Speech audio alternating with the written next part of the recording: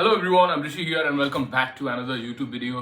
तो क्या तुम लोग भी उसी कैटेगरी में आते हो कि अगर तुमको थोड़ा सा कोई इधर उधर से बुली कर दिया और तुम हो गए ऑफेंड और तुमने अपना सारा काम धाम छोड़ के और फिर उसी के बारे में लगे सोचने कि उसने मुझे ऐसा क्यों बोला, ऐसा क्यों कहा, आखिर उसने मुझ में ऐसा क्या देख लिया कि उसे ऐसा बोलना पड़ा। तो देखो भाई, मैं तुमको एक सादा सिंपल बात बोलता हूँ कि जिसके लाइफ में ना कोई काम नहीं होता है दूसरे के लाइफ में उंगली करने के, तो उसका यही काम बन जाता है कि कोई भी अगर कुछ भी कर रहा है, लाइक प्रोडक्टिव कर रहा है, चाहे वो पढ़ाई कर रहा है, चाहे अपना बिजनेस में दिमाग लगा रहा है, कुछ भी कर रहा है, उसमें जाके उंगली करना और उसको किसी तरफ पीछे खींचना। जब मैं अपना प्रिपरेशन कर रहा था, मेरी आदत थी कि मैं सुबह उठ के रनिंग किया करता था। तो जब भी मैं उधर जाता था तो एक अंकल ऐसे मुझे मिलते थे। एक दिन पता नहीं उनके दिमाग में क्या चल रहा था, उन्होंने कहा कि देखो बेटा, ये दौड़ने भागने से नौकरी नहीं मिलने वाली।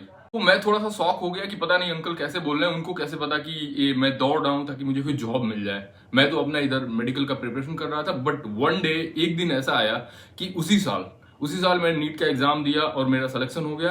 Everyone is just like a surprise that ये तो उठ के दौड़ा करता था तो इसका नीट में कैसे सिलेक्शन हो गया। तो एक टॉप सीक्रेट बताता हूं तुमको। देखो, तुमको लोग कितना भी बुली करे, कुछ भी करे, उस पर ज्यादा जवाब नहीं देना होता है। तुम अपना जो भी लक्ष्य है, जो भी अपना गोल है, उसको तुम अपने अंदर ही रखो, उसके लिए लगातार मेहनत। फिर जो लोग भी तुमसे बाहर पूछते हैं ना कि अभी तुम क्या कर रहे हो और आगे की क्या प्लानिंग है, तो इसके बारे में बहुत खुल के बात नहीं करना चाहिए। किसी को कोई जवाब देने की तुमको जरूरत नहीं है। अब उनको एक्सप्लेनेशन देने की जरूरत नहीं है कि तुम अभी तैयारी कर रहे हो या फिर इसके बाद तुम्हारा अभी कितना नंबर आया, तुम्हारा पिछली बार क्यों नहीं हुआ। उनको बस लाइटली लो। वो लोग फालतू लोग हैं, उनसे तुम्हें 1% का कोई भी बेनिफिट नहीं है।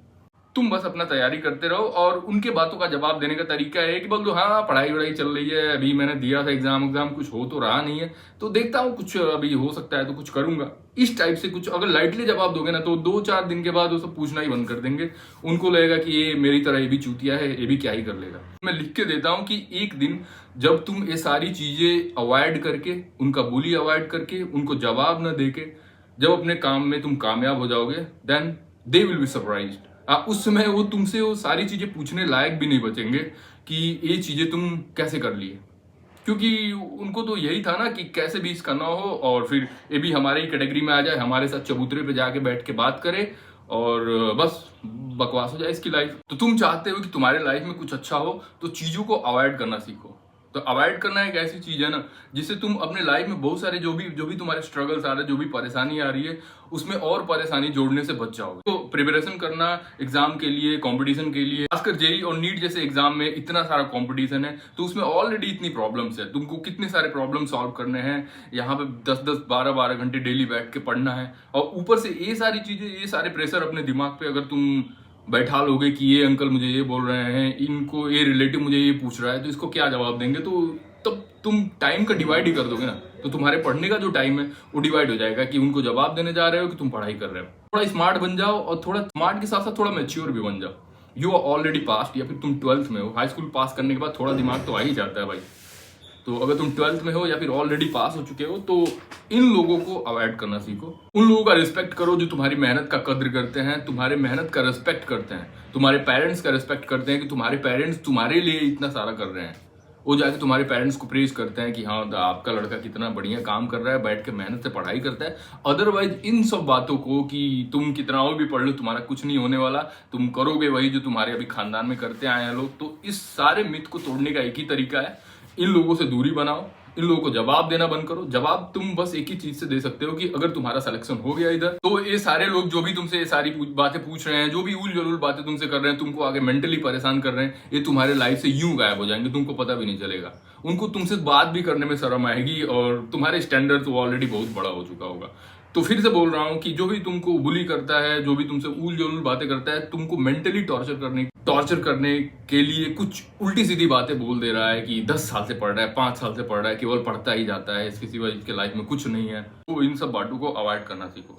अगर तुमने इन सब बातों को अवॉइड करना नहीं सीखा, इसका मतलब अभी तुम मेंटली मैच्योर नहीं हो, उस एग्जाम के लिए भी प्रिपेयर नहीं हो। तो ये तुम्हारे प्रिपरेशन का भी एक पार्ट है कि इन सब चीजों को कैसे टैकल करें, और इन सब चीजों को टैकल तुम अपने मेंटल मैच्योरिटी से ही कर सकते हो। तो इतना स्मार्ट बनो और दिमाग को अपने टारगेट पे कॉन्सेंट्रेटेड रखो, अपने पढ़ाई पे ज्यादा ध्यान दो। अदरवाइज कि इन लोगों को जवाब देने में अपने टीचर से मिलो। अगर तुम्हें कोई भी प्रॉब्लम्स है तो अपने पेरेंट्स से बात करो कि मुझे ये चाहिए, थोड़ा सा अभी दिक्कत हो रहा है, तो हो सकता है कि वो कुछ ना कुछ तुमको सोल्यूशन बता ही देंगे, क्योंकि सारा खर्चा तो वही उठा रहे हैं। तो फिर दूसरों के बातों पे ध्यान देके तुम्हारा क्या ही फायदा। देखो, मुझे लगता है कि तुम्हारे सारे प्रॉब्लम्स के हल तुम्हारे जो सच्चे फ्रेंड्स हैं, तुम्हारे गार्जियंस हैं और तुम्हारे टीचर्स हैं। अब बाकी जितने लोग बचे वो तुम्हारे प्रॉब्लम्स ही हैं।